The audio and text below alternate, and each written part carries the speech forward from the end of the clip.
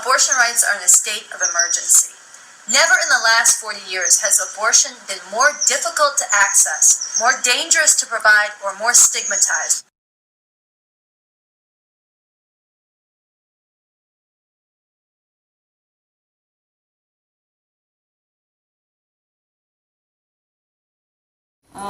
It's very exciting to introduce our first speaker tonight. He is Dr. Malcolm Potts. Dr. Potts is a Cambridge-trained obstetrician and a reproductive scientist. He is a professor now at UC Berkeley at the Maternal and Child Health and the first former holder of the Fred H. Bixby Endowed Chair in Population and Family Planning in the School of Public Health. He developed and founded the Bixby Center with a team of young experts. For over a decade, while he was the first medical director of the International Planned Parenthood Federation, he introduced family planning methods into scores of developing countries. As the CEO of Family Health International, he launched the first large-scale studies of maternal mortality, which helped start the worldwide Safe Motherhood Initiative. He's published over 10 books, 300 scientific papers. His current efforts focus on the OASIS, it's an acronym, Organizing to Advance Solutions in the Sahel Initiative, which is a global multidisciplinary partnership working on solutions to the increasingly complex problems in global health and development in the Sahel. And I found one other fact that just really struck me. In 1972, Dr. Potts was the first physician to promote the technique of uterine manual vacuum aspiration. If you've ever had an abortion, you know what that is, or once. Please welcome Dr. Malcolm Potts.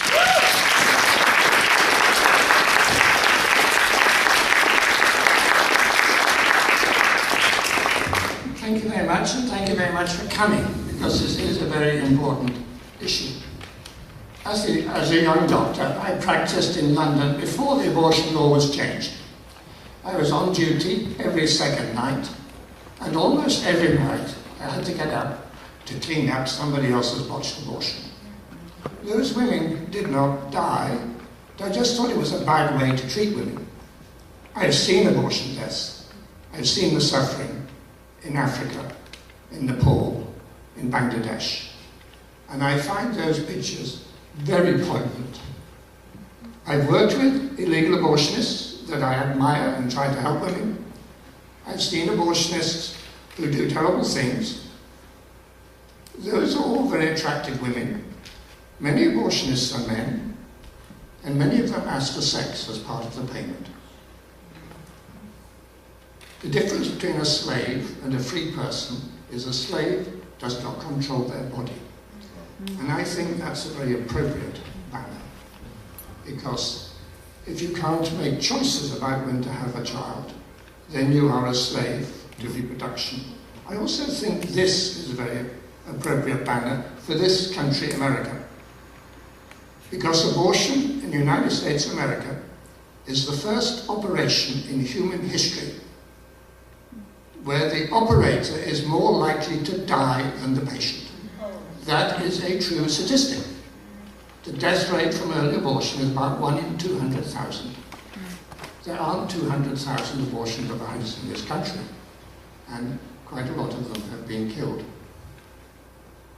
So in England, as a result of my experience, I joined the Abortion Law Reform Association, and I also set about trying to discover how do you do safe abortions. And our Abortion Law Reform Association was successful in the 1960s in changing the English abortion law, which dated back to Queen Victoria in 1861. And I was the young medical spokesperson for that group. And I, at that time, wanted to be a professor of obstetrics, so I went back to Cambridge and I did a PhD in research in embryology. And as far as I know, I'm the only person on this planet who has done abortions and is a professional embryologist. So I know what I destroy. I would rather do 10 abortions at 6 weeks than 1 abortion at 16 weeks. And obviously, it's a time in pregnancy when you would not terminate that pregnancy. I also learned, that pregnancy is an awesomely complicated process. And it's not like making a Toyota car. You don't have a blueprint and get a reasonably well-made vehicle at the end of it. It's a very, very inaccurate process. And about a third of all the eggs are fertilized are not going to make it. Or if they did make it, you have babies with 2 heads and 4 legs. I mean, congenital abnormalities are incredibly common. And spontaneous abortions remove those abnormalities. And something like Down syndrome is an abnormality which biologically is so sort of small that it's not always picked up and not always leads to an abortion. So an abortion, to me, is a healing process. As a doctor, if somebody has an infection and it doesn't get better, I give them an antibiotic. If they have an abnormal baby and spontaneous abortion doesn't work, I would offer them abortion.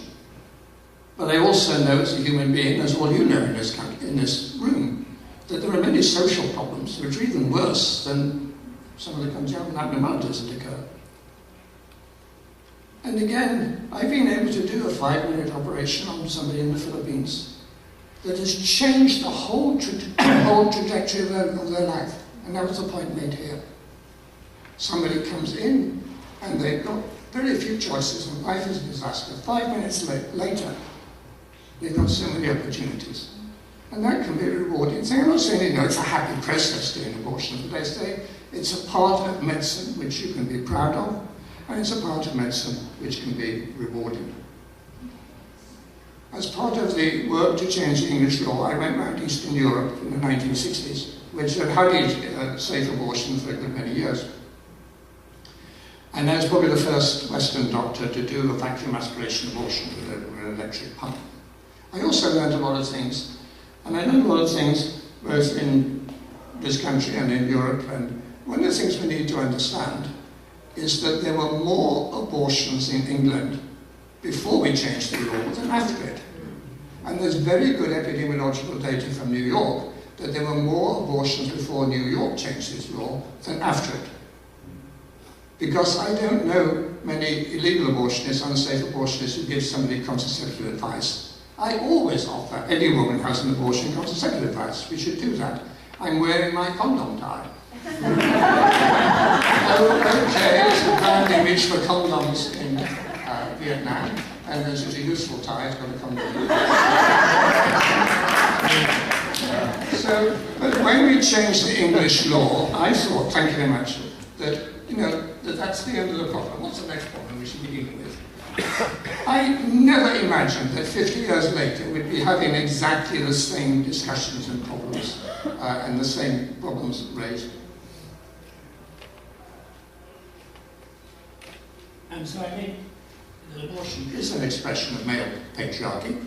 I think men are evolved to try to control female reproduction, and women are controlled to try and escape that control. I think sensible men want to love their partners, and my wife is here. And I'm also very impressed that there are quite a lot of men in this room, because they're just as important as the women in this battle, because this is a battle against reproductive slavery. And so we're all in it together.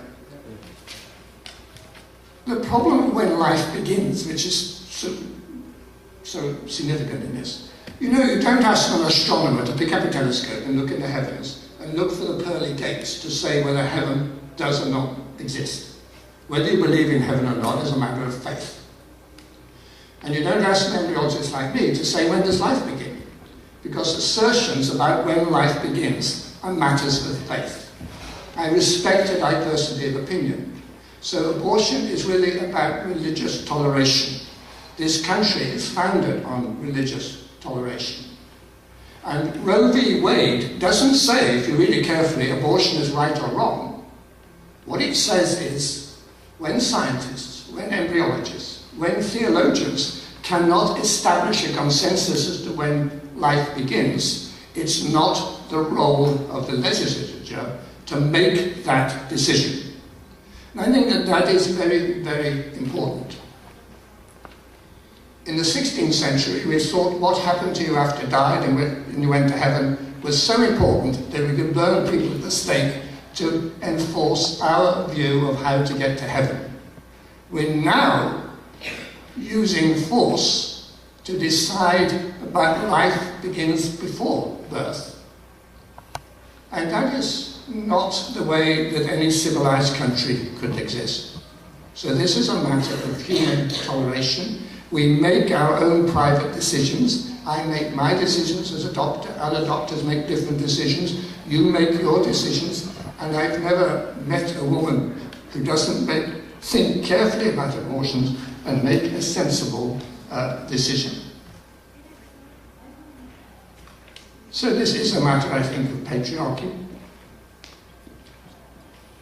Ever since women first related sex to pregnancy, I think there have been those who've striven to be able to control when to end an unintended pregnancy. I played a significant role in introducing MBA, went around the world. We found a clinic in Bangkok that did 1 million abortions, one in Bombay that had done 1 million abortions. It's been used literally millions of times and it's saved a lot of lives. But now we have medical abortion. And that changes everything. Because now a woman in the privacy of her own home can end an unintended pregnancy. And those drugs are available and relatively cheap. Again, there's many restrictions on them, but you only need the information and access to the drug. And I think that is a huge game changer, and I think it's one of the reasons for this war on women and this emergency where so many people are trying to limit our access to abortion. Because once you can make your own choices, and once you can take some tablets, then you become in control of your own bodies, and you are no longer a slave. Thank you.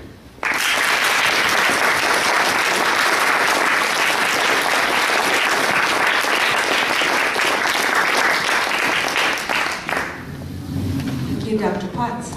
I'm going to, with that, bring up Alex Petersburg. She's a local major organizer. She helped us really pull together and put this event tonight on and the demonstration tomorrow, and she's going to tell you about that too.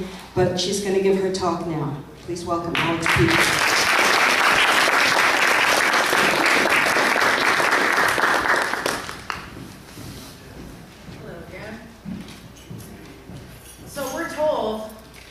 In this country that equality for women has already been won. So we don't have anything to complain about. And we're told in the same breath that women who are raped somehow deserve it. That women who choose not to be mothers just because they're pregnant are irresponsible. And if they seek abortions, they're murderers. In recent years, we've been told from the people in the halls of power that pregnancy from rape is a gift from God. We've been told that pregnancy from rape is biologically impossible. We've been told that sex education encourages promiscuity, that using birth control is something to be ashamed of, that choosing to terminate a pregnancy is the hardest and most tragic choice any woman ever makes. And we've been told that religious fanatics who feel that abortion is murder and that God is telling them to harass women and kill doctors have valid opinions, and their religious freedom should be respected. These are the messages that are squeezing dry the dreams and aspirations of women and girls everywhere. These are the messages that are right now taking concrete shape in the legislatures and being held up in the courts as constitutional.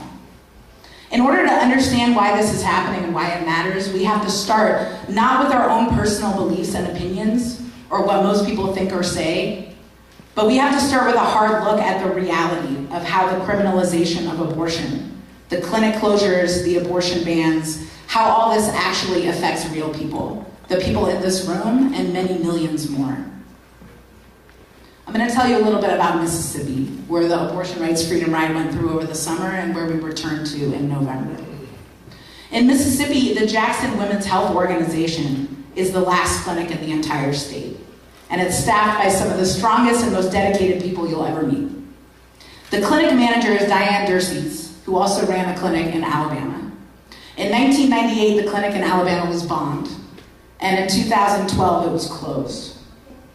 Diane openly tells her own abortion story. She was 19 years old, and there were no abortion clinics, but she found someone who would do it for $125. She was nervous. And the doctor told her, You didn't have a problem spreading your legs before. If you can't spread your legs now, I'm not going to see you. Humiliating. But Diane's relief that she was able to find a way to end that pregnancy safely trumps any potential resentment she may have for that man. She says, if a woman can't make that choice, then she can't make any choice at all. And she's right. If you go inside the last clinic in Mississippi, you'll see in the way that encouraging quotes are hung on the wall and the way that the furniture is arranged and in the compassion and determination and professional demeanor of the staff there, that this is a place where women are respected. This is not a place where you would be shamed or pressured one way or the other. This is a place where women can think and talk through their complicated life circumstances and make informed decisions, or they can choose not to say anything at all. But they can access a simple and safe medical procedure that actually is so much more than that. This is a place where they offer a way for women to take their lives back. Back from relationships with abusive men, back from a life of forced domestic servitude. This is a place where being pregnant doesn't mean you have to give up everything and stoop down to the status of incubating a fetus and rearing a child you never wanted to begin with. This is a place where having a uterus does not mean that you are less than human. But to get into that place, you have to get through the door. Every single day, there's some combination of factions, cults really, of angry men and women screaming Old Testament scripture. One woman, as we were escorting patients inside the clinic, told us, this is what happens when women get the right to vote. The world collapses into sinful self-indulgence.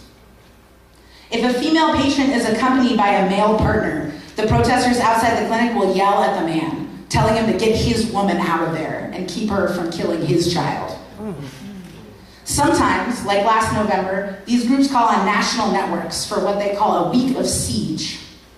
Dozens of these people occupy all the surrounding sidewalks and form gauntlets that women must push through in order to get inside. One courageous young clinic escort, 15 years old, I'll call her Rhonda. She had recently told her abortion story in public. So as we escorted patients together, they called her out by name. Hey Rhonda, hey whore. They said, hey murderer, we're talking to you, why don't you look at us? She's 15 years old. They told her she was a slut and she would burn in hell. And they told her that God hates her. They told her if there was real justice, you would have your uterus torn out. As part of this siege week in November, anti-abortion forces held a fetus funeral at the state capitol. I think they called it Funeral for the Unborn, where they railed against sinful women and the evils of sex and abortion, and honored the fetuses who have been aborted with such sanctimonious piety, you would think they were talking about real people. They said, consider the lives that have been lost. But that is how they dehumanize women. They paint a picture of every fetus that ever existed as having had the potential to be the next Jesus Christ. It's a pretty sloppy God they worship, actually, if that's the case. But what's more than that, when those are the terms, when fetuses are fetishized and elevated above the status of real women that have a social existence, cognitive capacity, memories, and relationships. When those are the terms, every woman's potential is violently erased. Every time a major anti-abortion event like this happens in Mississippi, the governor publicly praises their efforts, welcoming them to the state capitol and condemning the last abortion clinic as an abomination. That's Governor Philip Bryant in Mississippi, and he said many times, my goal is to end all abortion. Dr. Willie Parker is one of the abortion doctors who's worked at Jackson Women's Health Organization, and he spoke earlier tonight at the Abortion Rights Emergency Program in New York City. Dr. Parker, like many abortion providers today, spends a lot of his time traveling. These doctors are wearing targets on their backs. Many have to wear bulletproof vests. And there are so few people at this point who want to make that their lives and careers, that those who do have to travel a circuit of sometimes as many as 5 states in a week in order to provide the service they know that women need. 1 in 3 women get abortions. Much less than 1 in 3 doctors provide abortions. The majority of women who rely on that clinic in Jackson are young, black, and poor. And many of them have to travel from the Gulf or other rural regions of the state to Jackson. There are no doctors who live in Mississippi that are willing to work in the last clinic in the state under such constant assault. In 2012, Mississippi passed a hospital admitting privileges law. This is the kind of law that is sweeping the nation right now. It's a medically unnecessary law that requires clinics to obtain permission from a local hospital so that they can see patients inside of the hospital. The last clinic in Mississippi can't provide abortions past 16 weeks legally anyway. And the procedures they offer are in the vast majority in the first trimester and without complication. What's more, all of the local hospitals, including the one that you can literally see up the street, it's about 2 blocks away from the lawn of the abortion clinic, they've denied Jackson Women's Health Organization the admitting privileges on the basis that their doctors are not state residents. A hospital can deny this permission to any doctor at any clinic for any reason in any state that passes this law. This is targeted regulation of abortion providers. It's been 2 years since that law was passed in Mississippi, and no hospitals within the distance required will grant Dr. Parker or the other doctors at the clinic those permissions, which is what they now need to keep operating. At the end of this month, in the week of April 28th, a hearing is scheduled to determine whether or not the last clinic in the state will be shut down. We talked to students at Jackson State University who told us that right now, their family and friends, the teenage girls that they know, are using coat hangers, illegal drugs, or trying to get into fistfights, hoping they'll get punched and miscarry. Right now, women are being forced into motherhood, trapped in abusive relationships, driven into poverty or deeper into poverty, committing suicide because they can't do something as simple as have an abortion. The protesters and the stigma are too vicious to bear. She didn't realize she was pregnant until she was 17 weeks along. The travel costs too much. Take your pick. There are 6 states like Mississippi right now that have only 1 abortion clinic left. 87% of counties in this country have no abortion clinic, and 41 states restrict abortion at some point in the pregnancy. 203 restrictions against abortion have been passed in this country just in 2011 and 2013 alone. And beyond that, these laws that target clinics with impossible and unnecessary mandates are spreading like wildfire. The minions of patriarchy yell hateful lies at the doors of hundreds of clinics across the country. They open up so-called crisis pregnancy centers where they feed false information to women in desperate situations so that they never consider that abortion is an option.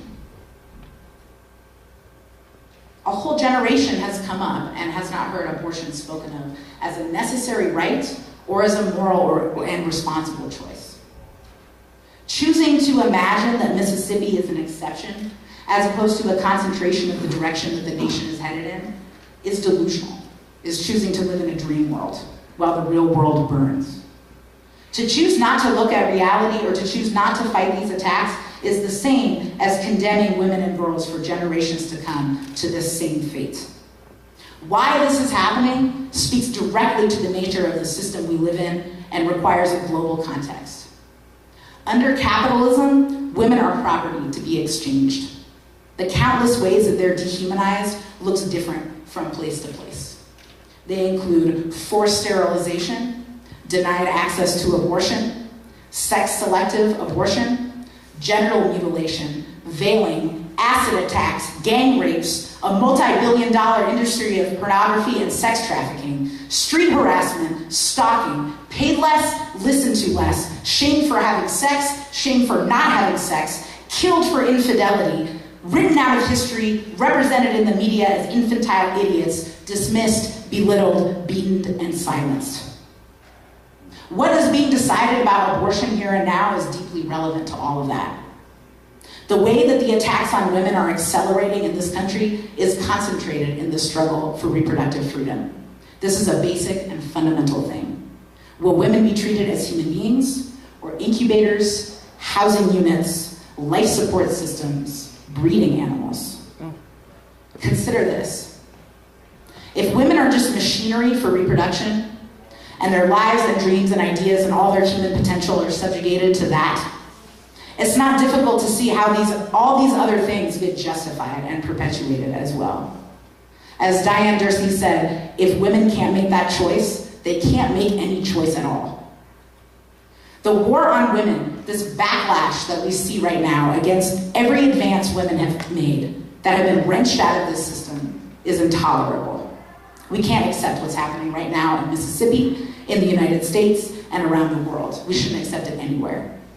We must not grow accustomed to the daily horrors inflicted on women by the organization of the world we live in, the division of people into haves and have-nots, and ultimately into masters and slaves.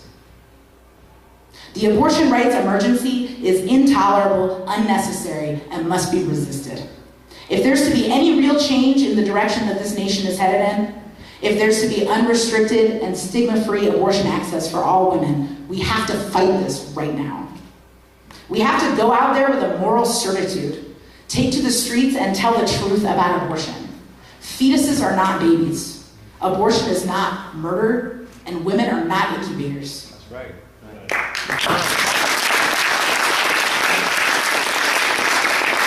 There we need abortion on demand and without apology. We have to look at how far backwards these recent years have taken us, and we have to act accordingly. On another level, if we want to see an end to the relentless oppression of women worldwide in all its forms, it will take the most radical revolution that history has ever seen, and an end to capitalism and imperialism. To end all forms of exploitation and oppression around the world, to emancipate humanity, the liberation of women must be a cornerstone of that revolution. Because capitalism is not sustainable, because it relies on the exploitation of millions of people, because it creates crisis after crisis that reveal its true nature, this revolution is possible. Because the fury of women and other oppressed people seeds right below the surface from years and years of brutal oppression and can be unleashed to break the chains weighing people down worldwide, this revolution is possible. Because of the new synthesis of communism developed by Bob Avakian and the Revolutionary Communist Party, because of the sacrifices and great advances for women and many more made throughout the socialist revolutions of the 20th century, and because of the theoretical breakthroughs of Marx, Lenin, and Mao, this revolution is possible.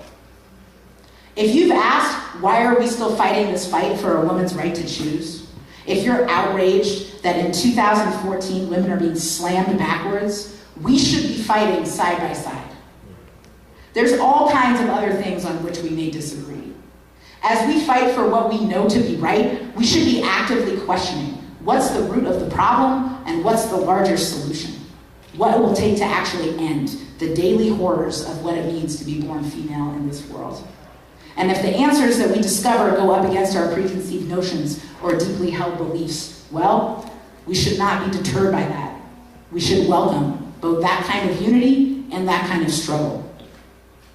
Tomorrow and beyond, I welcome you, invite you, and urge you to be part of an uncompromising resistance against the attacks on abortion rights and women's lives. Do not bow down to decaying excuses about personal opinions or relative truths. Do not be paralyzed by the promises of the Democrats, who, by the way, have had an ample opportunity to take a real stand and instead have repeatedly sought common ground with fascists. Join us tomorrow as St. Peter's and Paul Church, California's home parish, to the largest anti-abortion march in the nation. Wear white and raise a bloody coat hanger. Wear black and hold a sign with the pictures and names of the women who died from illegal abortions. Bear witness to the unnecessary death and issue a battle cry across the nation that we refuse to accept the future for women that's being hammered into place right now. Be a part of reclaiming the moral high ground for abortion rights and for women's liberation. Be a part of changing minds and changing the terms. Refuse to accept the unacceptable. The story of Mississippi does not have to be the story of the future. Thank you.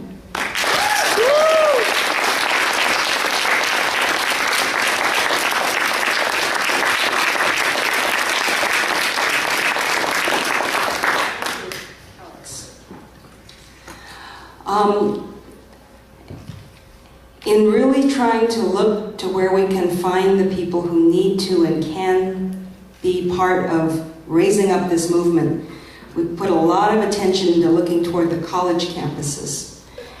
And recently, going around just a few campuses, we've met some incredible teachers as well as students.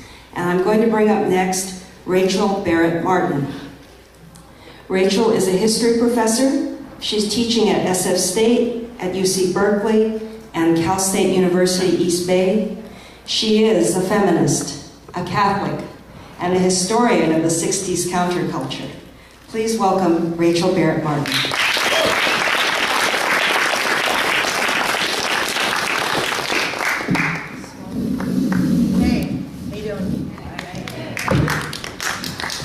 I was, until the age of 20, rabidly and ideologically pro-life, anti-abortion. Then I went to Dublin, Ireland for a semester of college and saw up close and personal what the non-separation of church and state did to families' lives. The Holy Trinity is written to the Irish Constitution, and back in 1988 there was no divorce and of course no abortion access. I came back to my regular campus that spring, and a friend who's now an OBGYN, by the way, an amazing women's health provider, she spent about 2 hours intensively arguing me out of my childhood religious tenet. And that absorption of that change was like a light bulb going off in my mind. It was like, oh, women need to make their own decision. Nobody else gets to make it for them.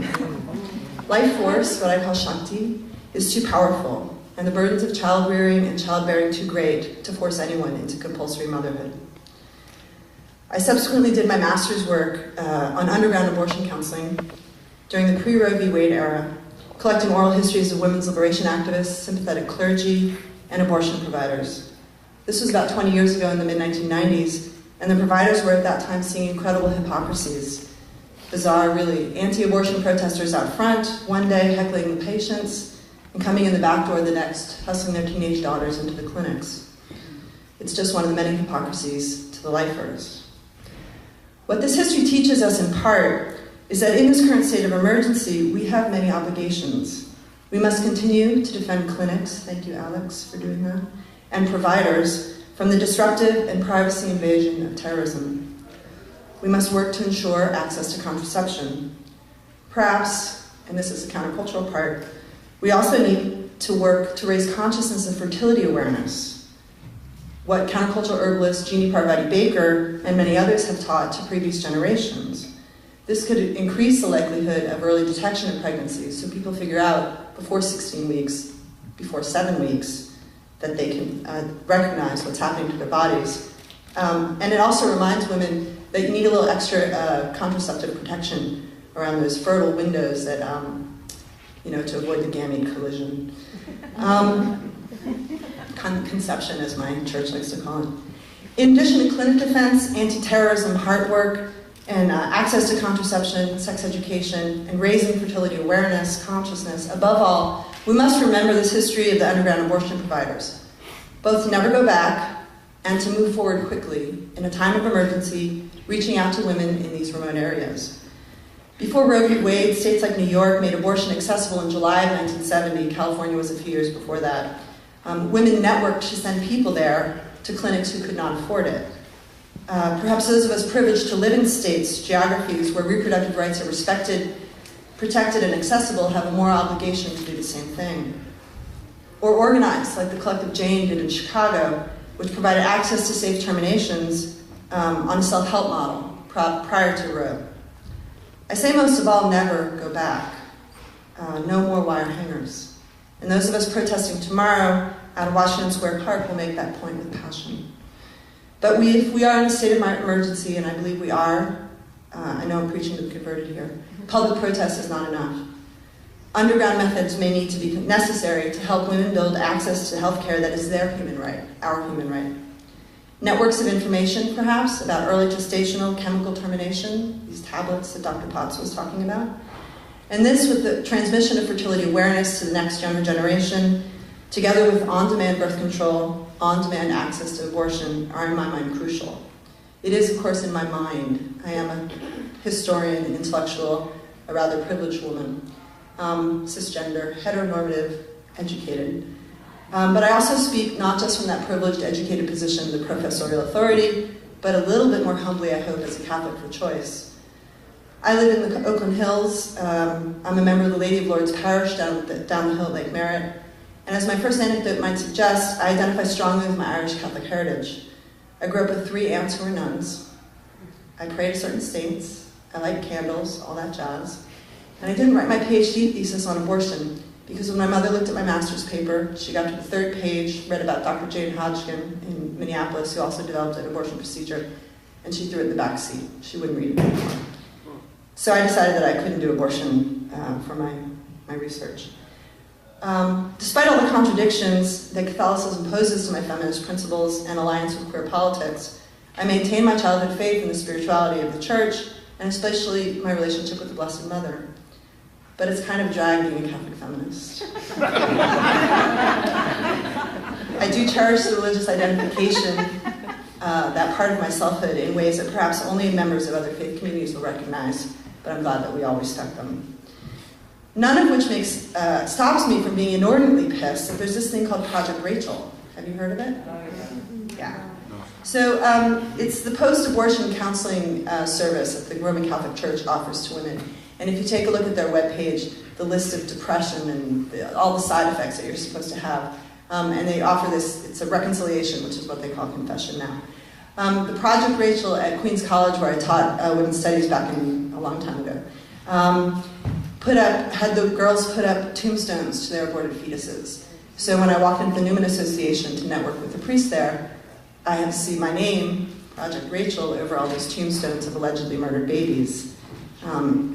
If you haven't heard of it, lucky you. And you know what I say to those church patriarchies who've claimed that biblical name? Stop calling it murder.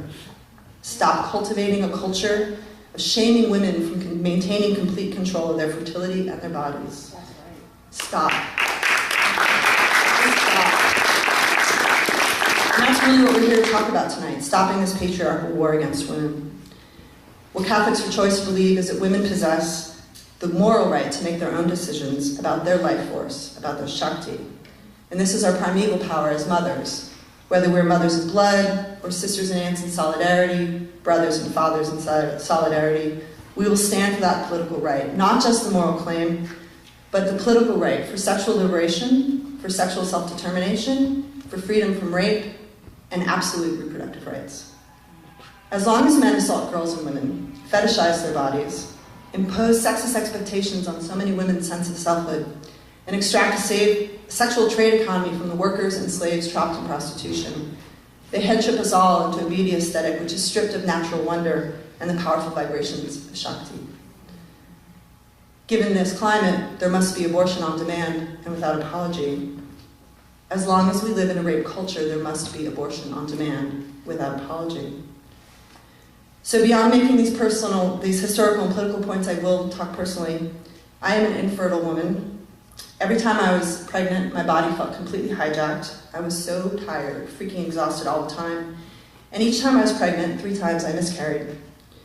Twice with a long-term partner, kind of random accidental pregnancies, and once totally consciously conceived, a freaked-out partner who then didn't trust our relationship enough to parent together. We were all relieved, me especially, when the pregnancies terminated of their own accord. I couldn't bring myself to choose an abortion. This is what Catholicism did to one part of my consciousness. It compromised my sense of self-reliance on an inner morality. It shamed me into thinking that I would do something wrong or sinful by exercising a choice to control my fertility. But one of these 3 pregnancies I really wanted, and that happened to be the one that I had to have a D&C for at about 9 weeks post-conception, or what people would call 11 weeks pregnant. And it was over there at St. Luke's Hospital on Cesar Chavez. Now, as Dr. Potts explained, when you have a miscarriage that flows out of your body on its own accord, it's called a spontaneous abortion.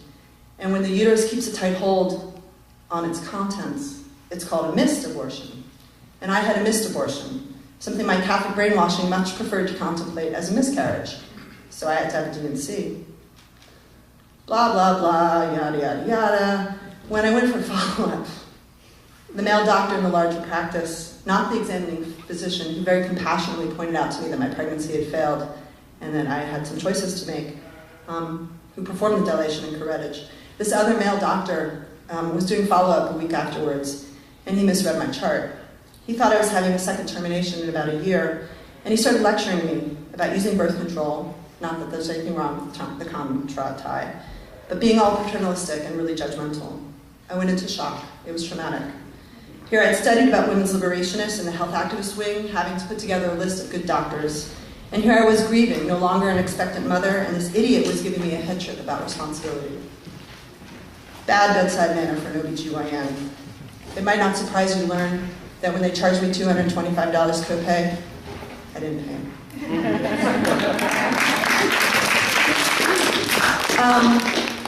The first doctor was great, and I'm sure this guy felt bad. I do admire the work providers do, and I would like to stress the importance of doing clinic work. Point out that Catholics for Choice holds the same position as NOW does on late-term abortions, which is a controversial topic for most Catholics. And express my gratitude for letting me testify here tonight at this critical juncture. We will maintain access to safe abortion in a judgment-free zone where women are trusted to make their own decisions about their life force. The friend who talked me into my pro-choice, pro-abortion philosophy has to contemplate wearing a bulletproof vest when she goes to teach the D&C procedure at medical schools. The figure of not 1 in 3 doctors performs abortions. Doctors at medical schools are refusing to learn the D&C procedure because of their alleged religious beliefs. I'm sorry, but women need to, if you're going to be a doctor, you need to know how to do this procedure.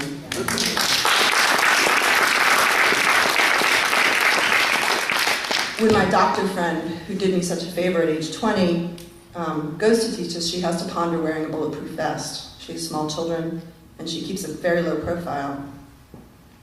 I still remember the click in my head over that politicized luncheon when the pieces fell together. Oh, would that I could do the same for someone someday, but I'll settle for being part of organizing the next abortion ride and tomorrow's Washington Square action.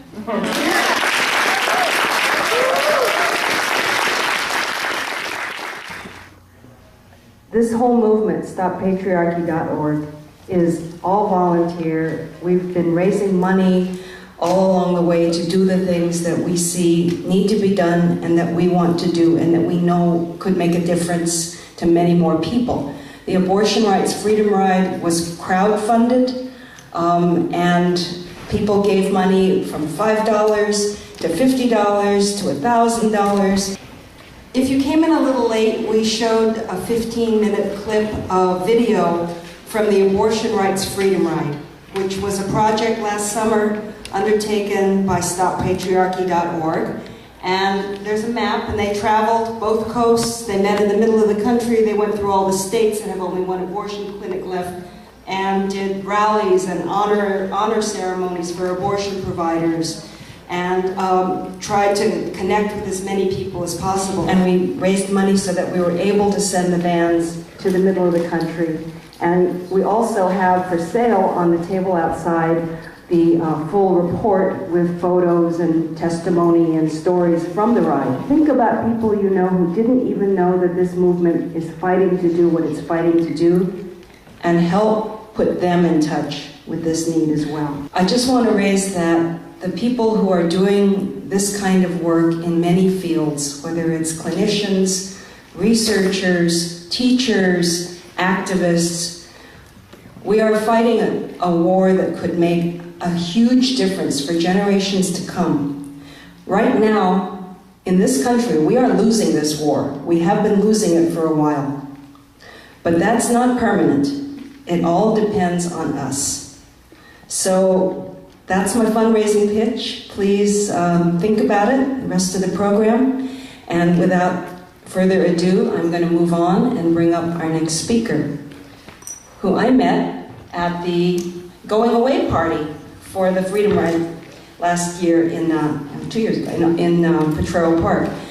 She is an artist. Her name is Kelly Hammergren, and she is a leader in the Northern California Women's Caucus for Art. She chaired, and I think she curated, this really landmark art exhibition about women's reproductive rights. It was at the Art Gallery. It was called Choice in 2013-14. And I guess associated with curating the art show, she put out a call and collected incredible letters, abortion story letters, which are available online on their website. So Kelly's going to speak tonight, and she will be followed, I'll give you a heads up, by several young women who have some stories to tell after Kelly tells hers. Okay, please welcome Kelly Hammerman.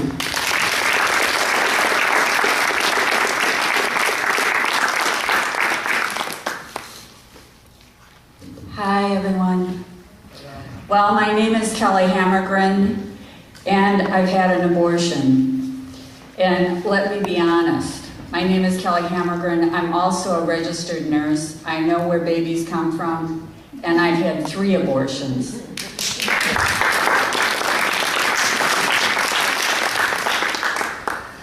Each of us here has the opportunity to make a difference. We're here to tell our stories. And as I tell my story, I ask you to seize the opportunity before us and change the course of the future. I came of age when abortion was illegal. I was so naive, I didn't even know there was such a thing as abortion. The pill had been invented, but it wasn't available to unmarried girls and single women. I knew the consequences of sex. If a good girl got pregnant, you got married. If you didn't get married, you were sent away to have a baby in secret and give it up. Everyone would know and your life would be ruined. Despite all this, I had my first boyfriend at 18. I never had regular periods, so every month was a panic. Somehow I was lucky. I didn't get pregnant until I was 28. Never being pregnant before, I knew something was different, and even told my boyfriend at the time I thought I was pregnant. He was convinced it wasn't possible and did his best to convince me of the same. It didn't much matter because my period finally came, and it wasn't until my second pregnancy at 30 that I realized that first really late period really was a miscarriage. This time I was dating one man. We were having sex together, but we were not in love. I had tried the pill, but had all kinds of side effects, so I was using a diaphragm. Do you know how diaphragms fail? They get left in the drawer. I was in the last days of my period. This was supposed to be a safe time. Don't believe it. I am here to tell you, use your birth control every time. I was so lucky that I didn't have a pregnancy that stuck until age 30 because by then abortion was legal, readily available, and my health insurance covered it. I went to the hospital in the morning, had my abortion, and spent the rest of the day with my current boyfriend. Looking back, I think that was our last date. Funny how these things have a way of ending relationships. Then there was abortion number 2 at 34. I had a fling, and all I can say is beware.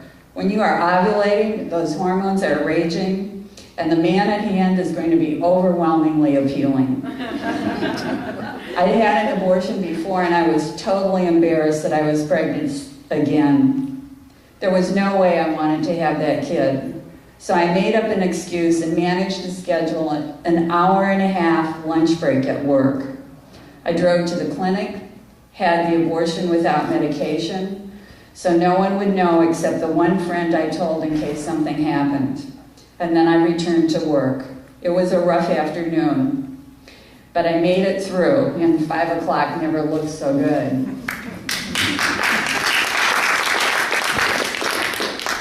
Then there was abortion number 3.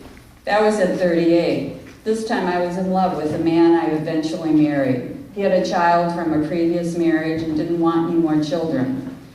This wasn't planned, and once pregnant, my hormones took over. I really wanted this pregnancy. But when I went in for the exam, the fetus wasn't developing normally. As a nurse, I know how this story ends. I terminated the pregnancy.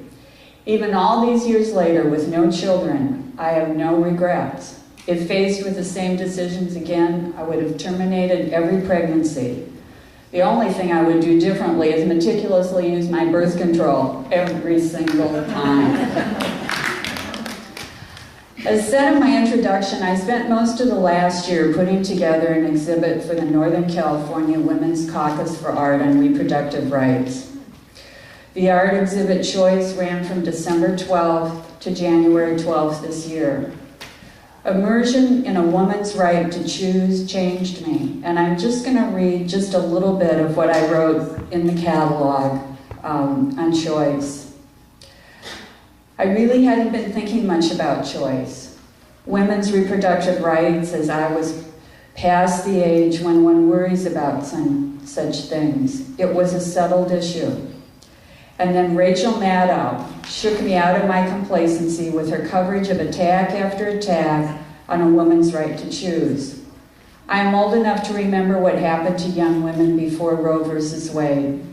My best friend nearly died from an illegal abortion. A high school classmate and her entire family moved away suddenly in shame when her parents discovered her pregnancy. Her father gave up his career, lost his pension, and all were devastated. These and many other stories of women giving up their dreams and some losing their lives were all too common before Roe versus Wade. There are also the stories of women and physicians who risked everything to help women. Women throughout all history have struggled with terminating unwanted pregnancies. By the time I was at the threshold of choice, Roe versus Wade was law, care was available. In this little excerpt, there's one little part of that story I want to share, and that's about my friend who had the illegal abortion. My friend, who I have known since I was 3, started hemorrhaging from that illegal abortion. Her parents found out, got her to the hospital, and she lived, and went on to get married and have 3 daughters. What she didn't know when she went through this is that her mother had an illegal abortion in her 20s.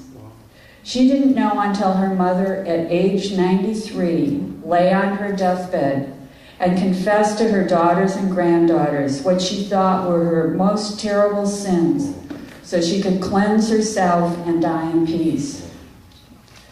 I know about this because her youngest daughter, who's 3 years younger than me, and now a very good friend, told me in disgust about her pastor and what he had done to her mother.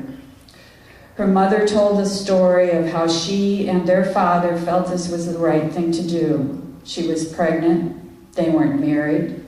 He was going off to fight in World War II, and their future was so uncertain. At some point, she felt conflicted about that decision and talked to her pastor, who told her she had committed a horrible mortal sin. She carried this with her for the rest of her life.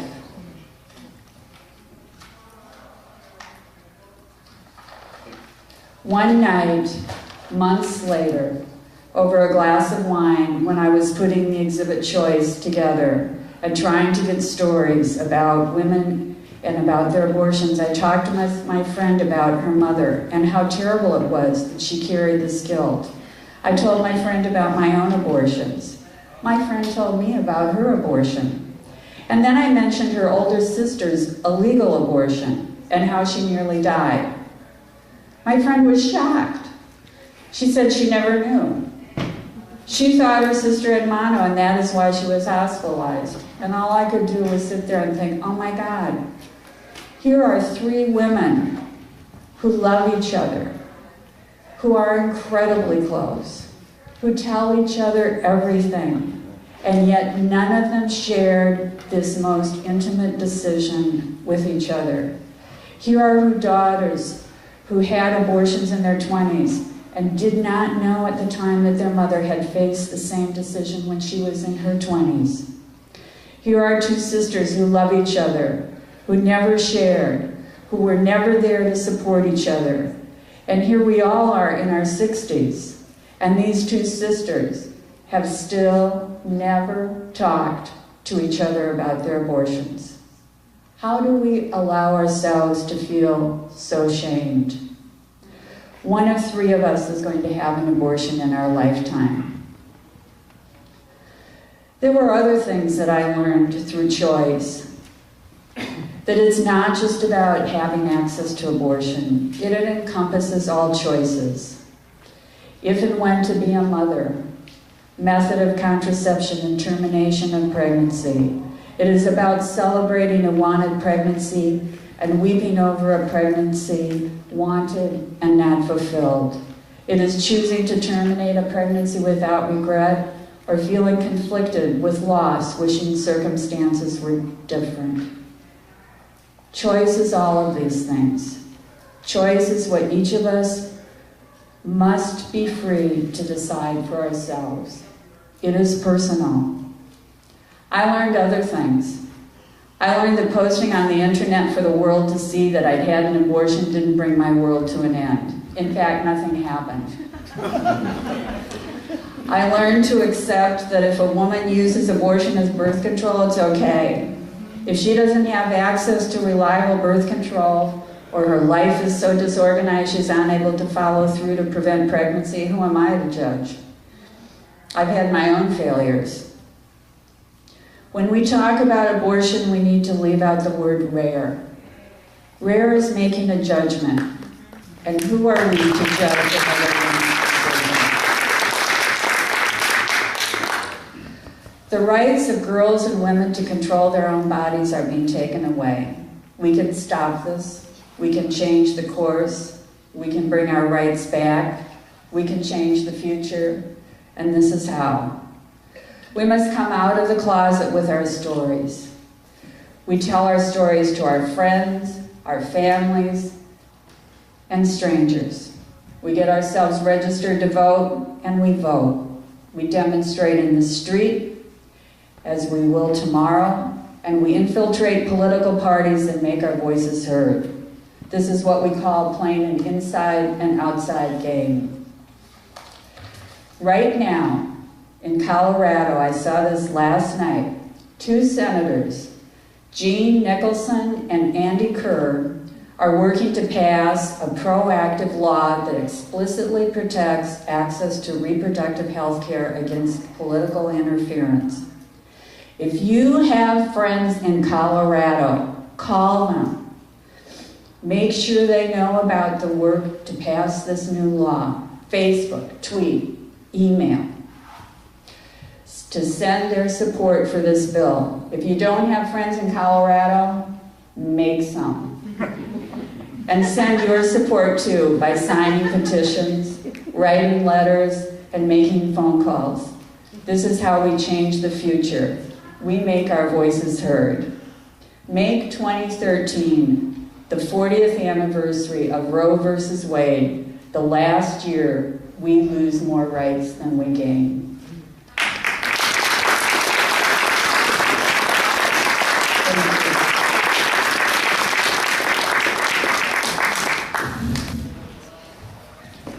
Reminded by Kelly's story.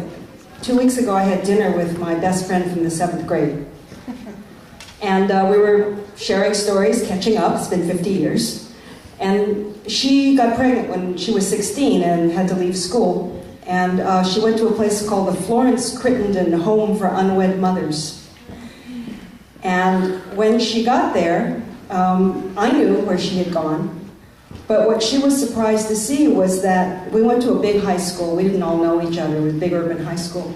There were other girls there from our class who had disappeared. We just thought they moved or went away or something, and there they were in the Florence Crittenden Home for Unwed Mothers, waiting to carry their pregnancies to term, deliver babies, and give them up for abortion, for adoption. Anyway, I'm going to bring up Lou and Dia.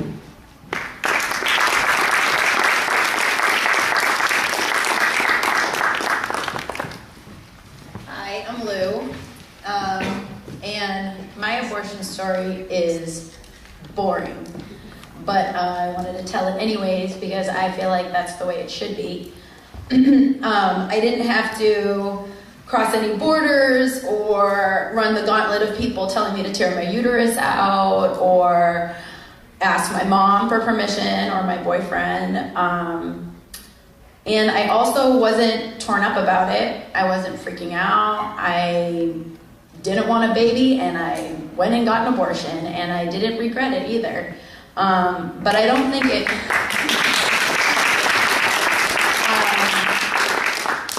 But it wasn't, I didn't always feel that way. And I think that I, for a long time was kind of infected with the same thing that a lot of people are infected with right now after decades of just this onslaught messing with our brains from the Christian fundamentalists. And I, was just kind of wishy-washy on. I was a very progressive person, but was just kind of like, but when does the fetus become a baby? When does life begin? And I feel like I was very lucky to meet a couple years before I got my abortion, to meet a revolutionary communist who really set me straight on what this whole thing is about. This is not about a fetus. This is about whether a woman is going to be viewed as a human being and treated as a human being, or something less than that, as a breeder of children. And that this is something that women fought for in the women's movement for a reason, that this is essential to what we're going to do with the rest of our lives, us deciding our destinies, to being free and equal human beings. And, there wasn't any StopPatriarchy back then, but there is now. And I feel like this is a tremendous vehicle that we can go out and change minds and lift that whole weight of guilt off of people. I watched this movie, I think it's called I Had an Abortion, and all the women from before Roe v. Wade, and I don't know if this is really how it always goes, but I thought it was very striking. They were all feeling pretty damn good that they were able to get that abortion. And then all the women afterwards said, I think about it every day, I regret it every day. And that's the state of things right now. And I think that we need to go out and change some people's minds, and have some collectivity about it, and learn what are the arguments out there, and how are we going to struggle with people about this stuff, because I've been going out for the past 2 weeks and there's a million different controversies. We're really going to have to work together to get through this shit. But I think that we can, because we have truth on our side,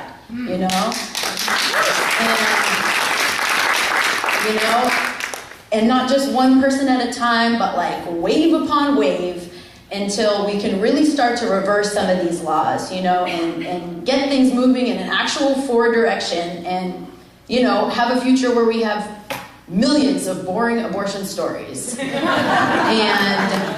I do think that, women's oppression started, it arose 10,000 years ago with classes, and I think class society, and I think that we can bury them both together, and it is going to take a revolution, and I want to have a world where, and I think this is something we should all be thinking about, is where are we going? Are we just fighting the good fight, or are we really talking about like Stephanie said earlier, create a world without rape, create a world where whatever goes in and out of a woman is done with her own permission, where we have, future generations who are just in horrific awe of the fact that men used to get off on the degradation of women, This is a future that's actually possible. And if you want to find out more about it, yeah, I'm doing a gratuitous plug right now because it goddamn matters. We could have a whole different world. You should go check out Revolution Books table out there. Revolution Nothing Less is really gets into the question of women, where all this stuff started, how is it today? It says you can do to a woman today what you cannot do to any other group of people without horrific outrage, right? So, and then how to actually end it. What are the steps? What are the concrete steps that we need to be taking to get to that whole different world? So I would really say check that thing out. Thanks.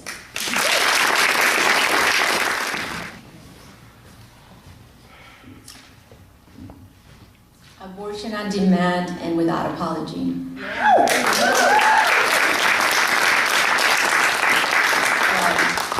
I was very apologetic. Only 4 people have known about my abortion, and this was done 20 years ago. Talking about siblings, they don't know. I posted I posted on Facebook about this event, and talking about abortion, fetus is not a baby and whatnot. And my sister commented that I was wrong. I really don't care what they think, but the point is that the shame that I've carried for 20 years, up until today, you know. I wear this t-shirt around at school. I'm fighting for this. But that shame, it's like, it's heavy.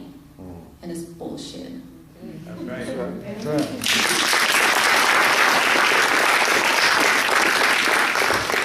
So I'm not going to go into my story, just wanted to put that out, that I felt horrible what I did. There was no way that I was ready for a child. But it's not like I don't think about it. Would have been 20 now. But it's society that has put this shame on me, you know.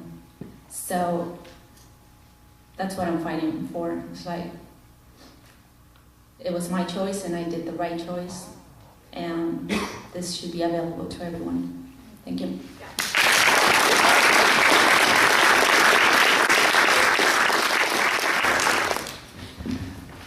Mary Ann Thomas is well known in the Bay Area to a lot of people because she's a leader in the World Can't Wait movement, fighting against endless war and torture and Guantanamo.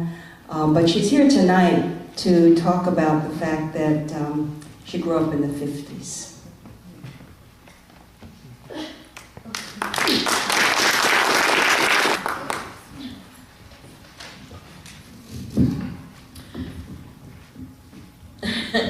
Can I take it off? No? Okay. Hi. I bet you'd never guess that I'm the one listed as being the older woman growing up in the 50s. Kind of, would you? But use your imagination to go back to the good old days.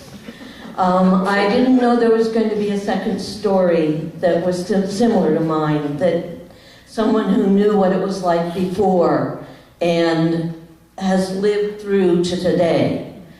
As a teenager, the fear of getting pregnant was always present. My father just, don't get pregnant. That was the whole thing. And the only way not to get pregnant was to not have sex. I mean, so you get really scared of boys. That's what I was afraid of.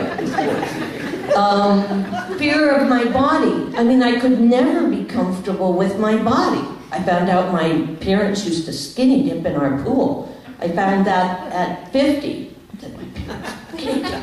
Did they ever tell me? No. Did they ever make me proud of my body? No. There were condoms, but everybody knew they didn't work, or and every time I'd go out with a boy, it was like, no, no, no. Well, that's until I met him, that I eventually married, but that was another story. We didn't have control of our bodies. We didn't have control of our lives. There were good girls who got married when they were pregnant, or took very long vacations. We've heard those stories. Some, having prosperous parents, could go out of the country for a safe and legal abortion. That's one of the things I've begun to realize, that why they can do this is because the very wealthy don't have to live by the same standards we do. They can go to a doctor and get an abortion. They can go overseas and get an abortion. It's not a risk for them. They only want to control us. Women, younger or older, who decided to keep babies, this was the other sad story, were shunned by both family and neighbors. Any woman who had a baby without being married could not admit what she had to do is move out of the area and start a new life with a husband who got killed somewhere in a accident in a war, blah, blah, blah. But if you let it be known that you were an unwed mother, your life was ruined. I mean, it wasn't, you could live, but you were forced into this poverty. And then I watched and experienced as women got access to birth control and as they controlled and gained options and support. Now, we have some very successful women here in this room tonight. Some of us are older, and some middle, and some young. But the beautiful thing I saw was going from the time when we didn't have control over our bodies through the time when we did. I have 2 daughters who are like super successful. One has a little boy. One little boy. Do I know if she's ever had an abortion? No, I might ask her. The other one waited, didn't get married, didn't want a baby. And now she's almost 40, and she does. And she can't, she's not pregnant yet. Every phone call is, I have no news, mother, so we can talk about something else. That's what it should be. You should have control over your body. My daughters do. But this is what's so important to me now. I have granddaughters. And those granddaughters are going to grow up in a different world unless we change it. They're going to go back. I mean, it's already here. I'm watching young women and girls being once again sexualized. All they are pole dancers or, these little things for my 8-year-old granddaughter are so sexy. It's terrible. For my own freedom from fear, I say out loud, and I mean loud. Yeah. Okay. Abortion on demand, without apology. Abortion on demand and without apology. Abortion on demand and without apology. All right. Yeah.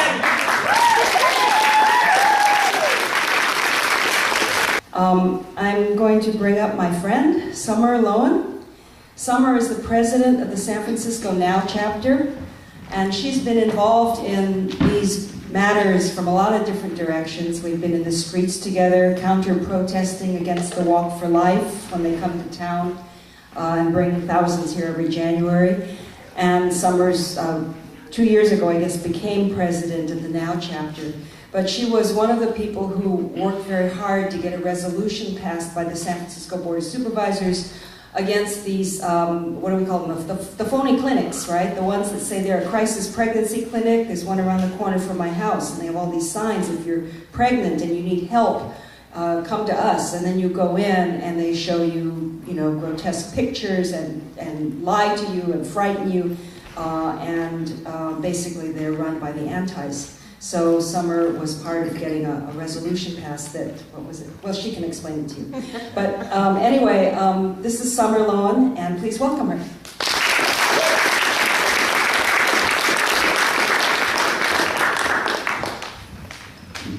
Hello, everyone. Good. Thanks for being here. This has been an incredibly inspirational evening. This is really amazing. So thank you to all the organizers and everyone that's here and speaking. So tonight is about the morality of abortion and reproductive freedom. And I can think of no stronger moral argument than stating that we each have the right to control our own bodies. This is no longer, or never was it, a political issue. It's not a women's issue. It's a civil right. It's a basic right. We each have a responsibility to respect each other's choices as well. We have the right and the responsibility to make choices based off of sound, factual, medical advice, and data. So with all of this information that we have, with all of these advances, what is this controversy all about? Who are these people that are saying that this is a bad idea or a bad decision to have access to contraception, abortion, and making your own decisions? So here are a few examples. Nationally, as some of you have probably seen, Hobby Lobby is currently at the Supreme Court trying to state that they have a religious or moral objection to covering Plan B and IUDs in the insurance that they have for their employees. Never mind the fact that they don't actually have to have insurance for their employees, there's a workaround for that. But they're saying they want to give insurance to their employees, but they don't want to offer Plan B and IUDs. So let's start with the obvious, that this argument that they're making, that it's a religious and moral objection, is absolute bullshit. Their employees have the right to freedom of and freedom from religion. Therefore, members of any religion that actively discriminate against a certain group of people are simply asking for the okay to practice intolerance. The idea that this is even at the Supreme Court is totally ludicrous. Second, the science is totally bogus. IUDs and Plan Bs don't create abortions, which is what the major objection is against. Third, the company's retirement investments are actually in the companies that create Plan B and IUDs. Pfizer is one of the companies that the retirement plan invests into. And lastly, that Hobby Lobby has no problem offering coverage for Viagra. Absolutely none. So if we want to spin this, aka a religious or moral objection, basically if we want to spin this, we can say that Hobby Lobby is promoting sex. Another way to think about it is who takes Viagra? Who is this marketed towards? Mostly older men, probably men that have been in long-term relationships. And what is one of the most common uses of birth control for women in long-term relationships? IUDs. So this is a very circular argument that's happening here. We have a system that's telling men it's okay to have sex after maybe nature says no, which is fine. But we're telling women that they can't have sex they can't have sex unless they want children. Another example of some of the people that are against all of this are the people that have the phony clinics, like Stephanie mentioned. In 2011, the San Francisco Board of Supervisors passed an ordinance that prevented crisis pregnancy centers from false advertising online. The problem was that crisis pregnancy centers would pay for ads saying that they offered abortions. If you Googled get an abortion in San Francisco, these ads would show up saying, come to First Resort, or come to Alpha Pregnancy, or come here. So an ordinance was created, or was on the table, and I worked with an organization to get community support for it. We got a lot of signatures in the community, and I also wanted to do my own investigation and seeing how bullshit were these organizations. So I called them. I requested getting an abortion, and the woman on the phone was like, okay. Wow. And I said, you guys do abortions? And she said, yes. Come in tomorrow. Let me get your information. And I was shocked. I was absolutely shocked. I knew that this happened. And I knew it happened all across the country, but I was really surprised that it actually happened in San Francisco. So I took this testimony to the Board of Supervisors and shared it with them, and you could have heard a pin drop in the room. And instantly after I spoke, they got up there and they said, no, she called after our hours. She talked to our answering service, which is staffed by the same people that work at the clinic. So anyways, the ordinance was passed, and they are no longer allowed to advertise, but I recently followed up on it, and they're back to advertising again. So, obviously, as we all know, they're tenacious, they're very manipulative, they're very dirty, and we have to stay on top of it.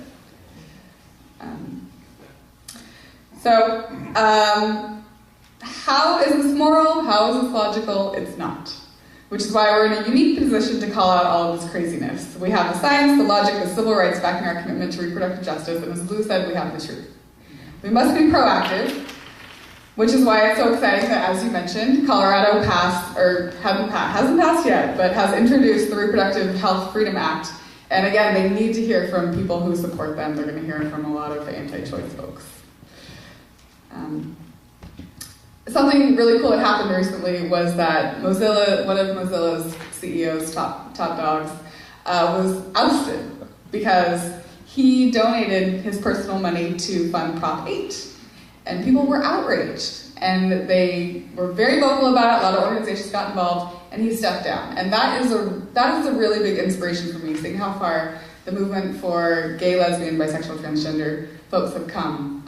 Obviously, I'm inspired by the pro-choice movement, but as we're moving backwards, they seem to be moving forwards, and I think we can work together and really use a lot of the same techniques and strategies to move forward. So I encourage you all to continue to speak out. Every time you see something in a newspaper, every time you see something, even if it seems small, take action. Something as simple as calling up the Crisis Pregnancy Center and asking them if they offer abortions. Do something like that.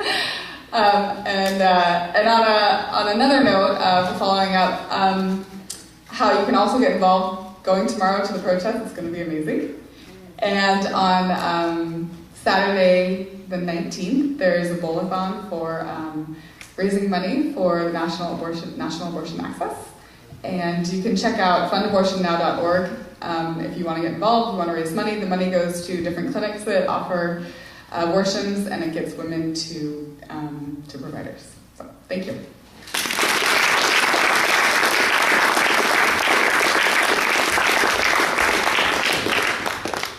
The last two voices you're going to hear this evening are both providers, and Dia is going to read a statement from an interview with Dr. Susan Robinson.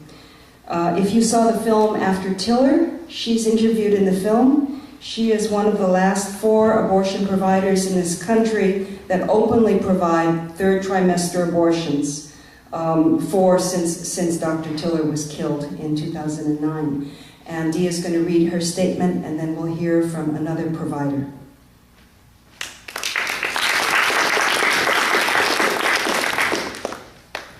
I think a lot of people just say to themselves in a very superficial way, geez, why would these women wait that long? That's ridiculous. And then, by that time, it looks too much like a baby. Basically, that's the argument. So my goal is to get out there and explain to people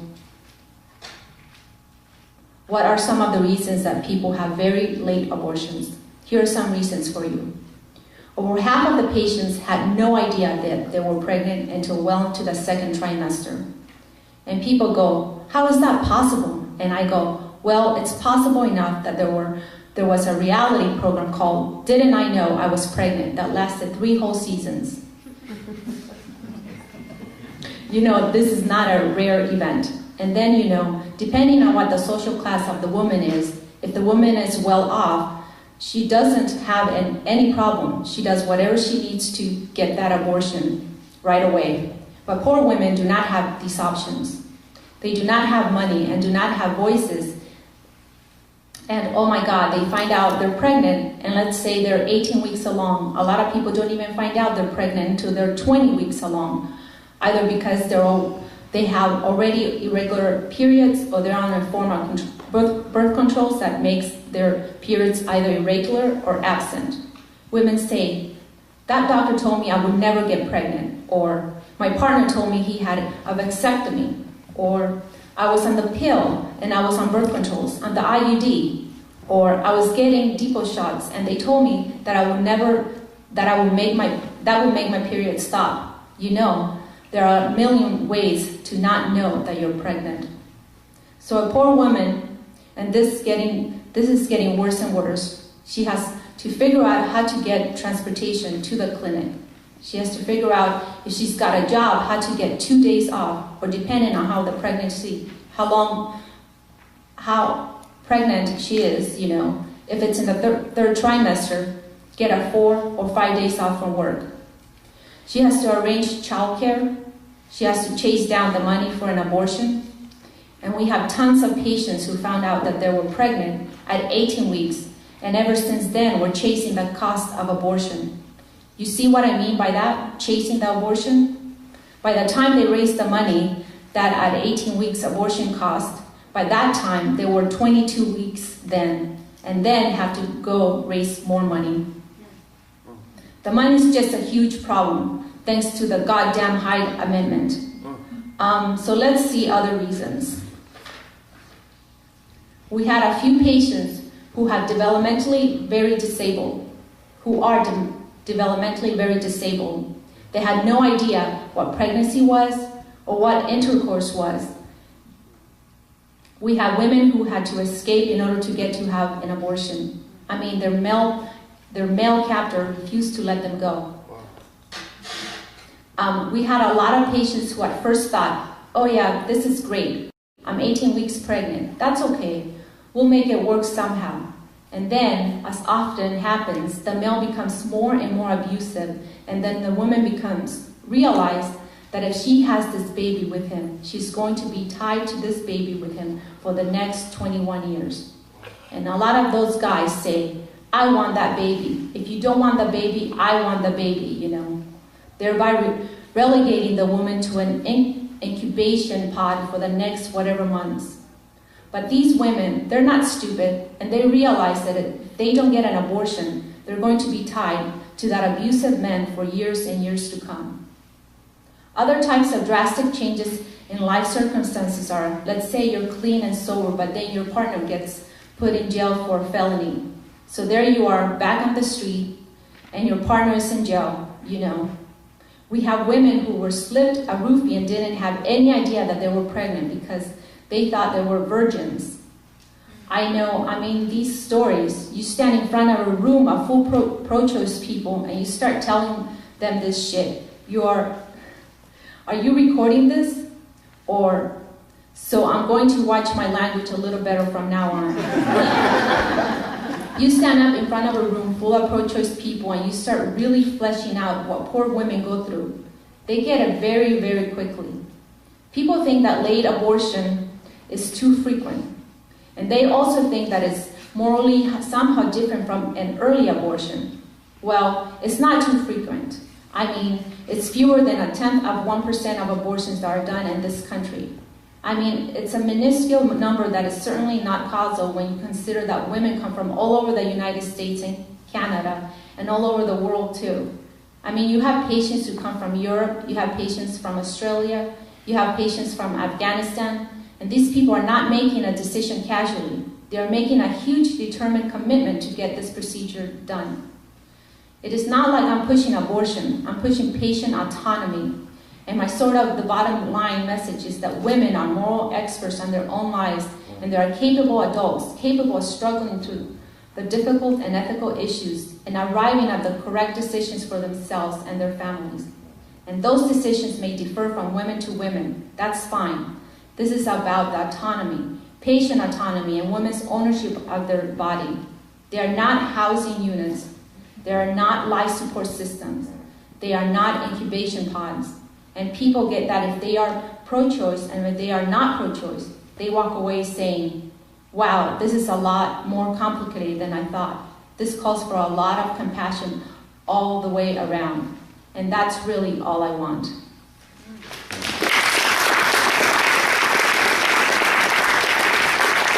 Our last speaker is Felicia. She is a provider. She works at a major hospital in women's health, and she has some things she wanted to share tonight.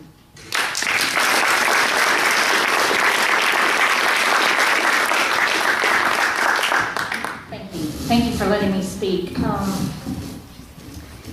I have a really fabulous job where I get to sit and I get to talk to women 5 days a week about pregnancy, about gynecological issues. I sit across the table from women and I give them their pregnancy test results. Some of them are happy, some of them are devastated, and some of them are indifferent. Probably the one story that sticks out for me the most is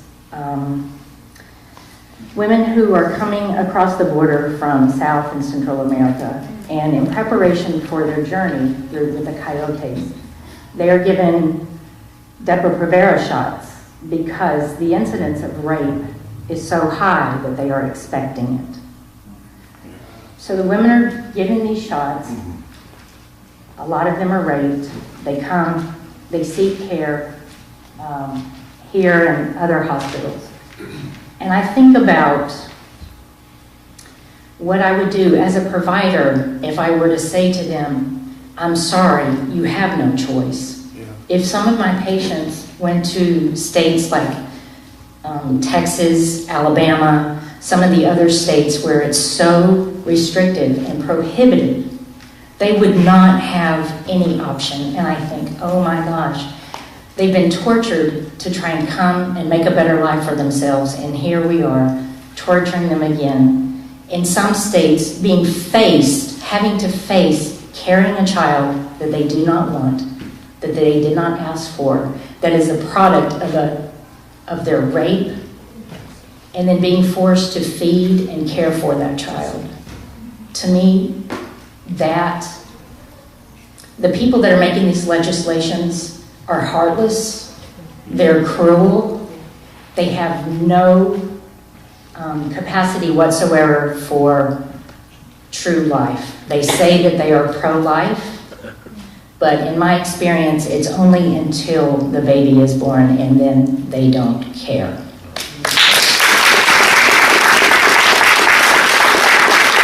A lot of these people who are making these legislations are also wanting to cut welfare. They want to cut Head Start. So tell me, how are they pro-life and pro-family when they're destroying families, when they're looking at a woman who is sitting there crying, who's on birth control, who's working, who's already raising kids, who doesn't believe in abortion, and who's pregnant again, but knows she cannot feed another mouth. Making that woman have a child, to me, is an ultimate act of cruelty, disrespect, and enslavement. That's right.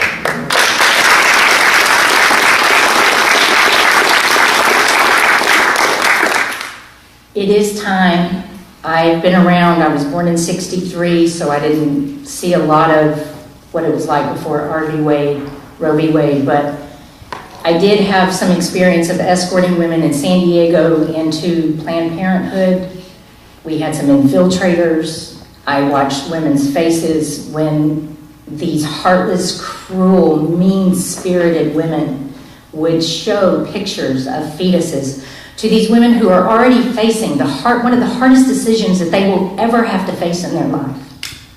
And they're showing them these things as if it's nothing. There was no regard whatsoever for the woman. None whatsoever. And there's no regard whatsoever for the child once it is born from the anti-choice people. We have got to turn this around, and we have got to get women's rights back on track. I don't want to keep watching women come in with no options. We all need options. We all need choices. We all have to make decisions based on our family, based on what we need to do right now in our life. So please spread the word. Let's get back out on the streets, because that's where we're going to have to go to get this. Yeah.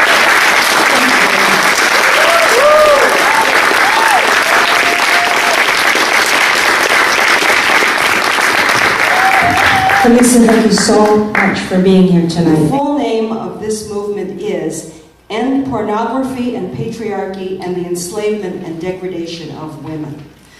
And so, to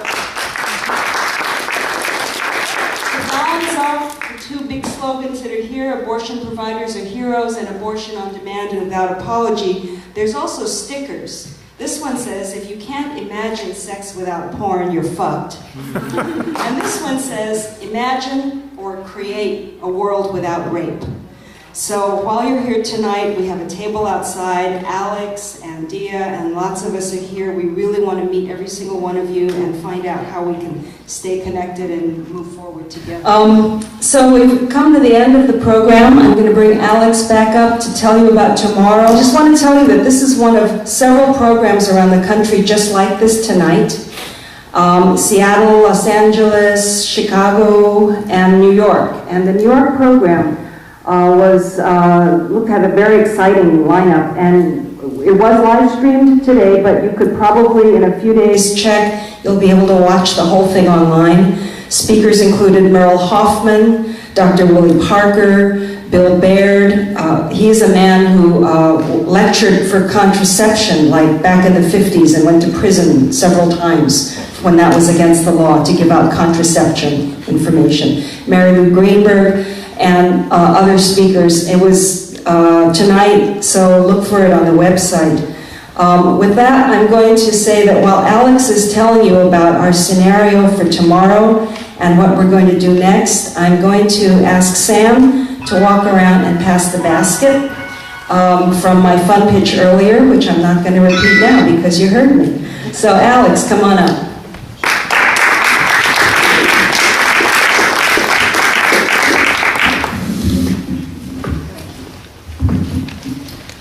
I do want to tell you about tomorrow. I'm so glad that this happened tonight, and I'm so glad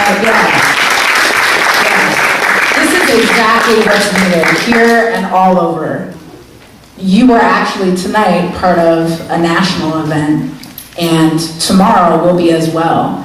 I'm also glad that many people have invited the people in this room, and for you to invite other people that you know to come join us tomorrow in this indictment of the anti-abortion movement and a battle cry for everybody who considers himself to be pro-choice, not to forget what happens when abortion is illegal.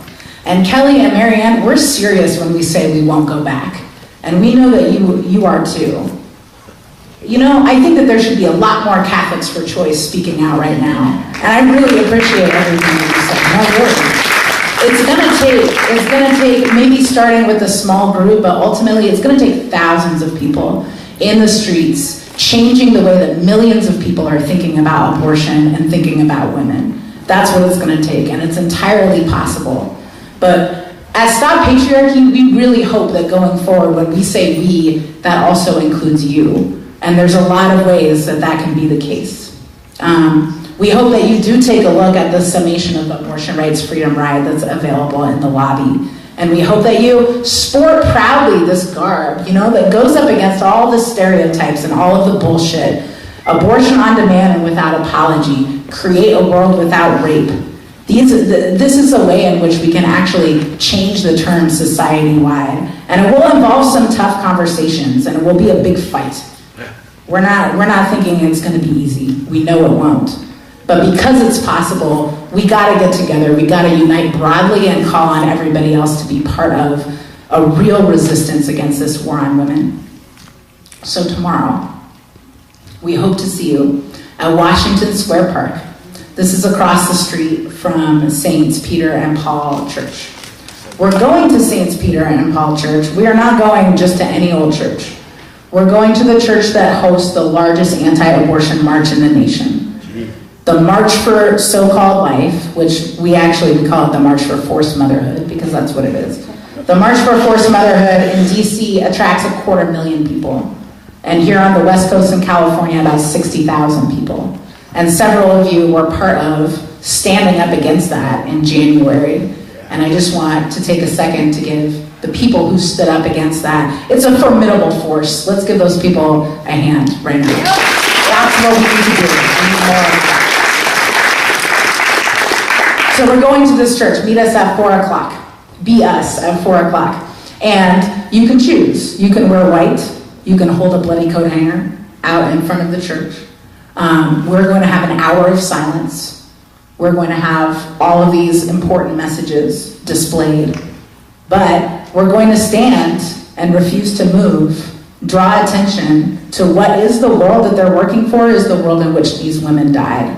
And we're not going to let that be forgotten. You can wear black. You can hold up a sign with a woman's face and name. You can hold an abortion on demand and without apology sign. And be part of a force that actually calls on people across the nation. This is happening in Los Angeles, Seattle, Chicago, New York. And smaller groups. There's a woman in Little Rock, Arkansas, where they passed a 6-week ban against abortion who's going to stand on the Capitol steps and hold a fucking bloody coat. There are people all across this nation right now ready to stand up and say, we're not going to accept this situation. We know it's a state of emergency. We're not going to be cocky about it. We don't think that we're winning or we're bound to win. But we know that we can turn the tide. We can change the situation and we can change the future, and it's going to take real resistance. So, thank you. We're not a nonprofit. We're not funded by anything else but members and donations. So if this is the kind of thing that you want to see continue, we do really call on you tonight to dig deep and give as much as you can. And you're going to see more of this, and hopefully you will be more of this going forward. Thank you.